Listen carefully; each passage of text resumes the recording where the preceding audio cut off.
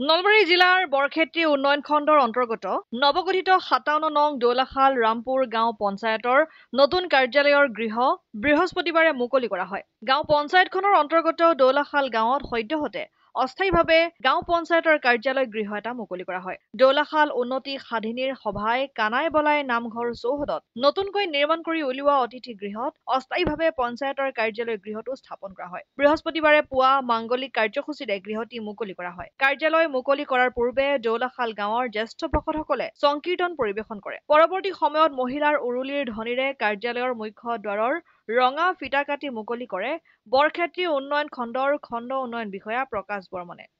ইয়াৰ পিছতেই কাৰ্যালয়টোত গাঁও পঞ্চায়তৰ নৱনিৰ্বাচিত সভানেত্ৰী নিশামণি মেধি, উপ সভানেত্ৰী নমিতা গোস্বামী, গাঁও পঞ্চায়তৰ সচিব মনোৰঞ্জন বায়নসহ গাঁও পঞ্চায়তৰ নৱনিৰ্বাচিত ৱাৰ্ড সদস্য আৰু গাঁও পঞ্চায়তৰ কৰ্মচাৰীসকলে কাৰ্যালয়ত প্ৰৱেশ কৰে। কাৰ্যালয় মুকলি আৰু নৱনিৰ্বাচিত সমিতিৰ কাৰ্যভাৰ গ্ৰহণৰ লগত সংগতি ৰাখি অনুষ্ঠিত কৰে উদ্বোধনী সভা। স্থানীয় বিজেপি নেতা ৰবেন বৈশ্যই আঁতৰা সভাখনৰ সভাপতিত্ব কৰে গাঁও পঞ্চায়তৰ নৱনিৰ্বাচিত সভানেত্ৰী নিশামণি মেধিয়ে। গাঁওখনত গাঁও পঞ্চায়তখনৰ অন্তৰ্গত বিভিন্ন গাঁৱৰ জ্যেষ্ঠ ব্যক্তিসকলক আমন্ত্ৰণ কৰি আনি সম্বৰ্ধনা জনায় আৰু নৱনিৰ্বাচিত সমিতিখনে জ্যেষ্ঠসকলৰ ৰাজহুৱা আশীৰ্বাদ গ্ৰহণ কৰে।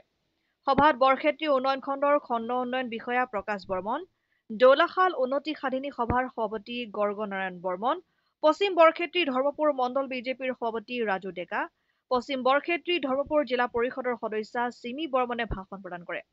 গাঁও পঞ্চায়তৰ নৱনিৰ্বাচিত সভানেত্ৰী নিশামণি মেধিয়ে সভাপতিৰ ভাষণত অহা ৫ বছৰত ৫৭ নং দৌলাখাল ৰামপুৰ গাঁও পঞ্চায়তখন অসমৰ ভিতৰতে এখন স্বচ্ছ আৰু দুৰ্নীতিমুক্ত পঞ্চায়ত হিচাপে গঢ়ি তোলাৰ সংকল্প গ্ৰহণ কৰাৰ কথা উল্লেখ কৰে।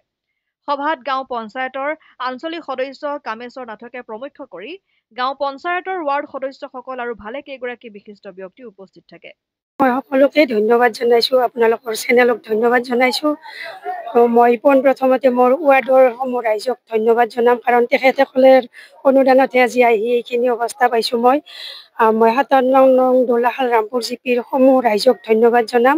মোৰ অতিথিসকলক ধন্যবাদ জনাম। তেখেতসকলে কি ভাবি মোক যে জ্যেষ্ঠ পদত ৰাখিলে, তেখেতসকলক আন্তৰিক ধন্যবাদ জনাইছোঁ।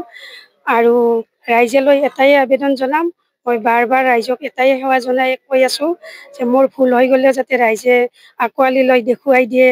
মই যিখিনি কৰিবলগীয়া আছে পঞ্চায়তৰ, মোৰ প্ৰতিটো ৱাৰ্ডত 10টা ৱাৰ্ডত যিবিলাক অসুবিধাৰ সন্মুখীন হৈ আছে, মই মোৰ সতীৰ্থসকলক লগত লৈ সকলোখিনি কেনেকৈ সুচাৰুৰূপে কৰিব পাৰোঁ সেইখিনি চেষ্টা কৰি যাম।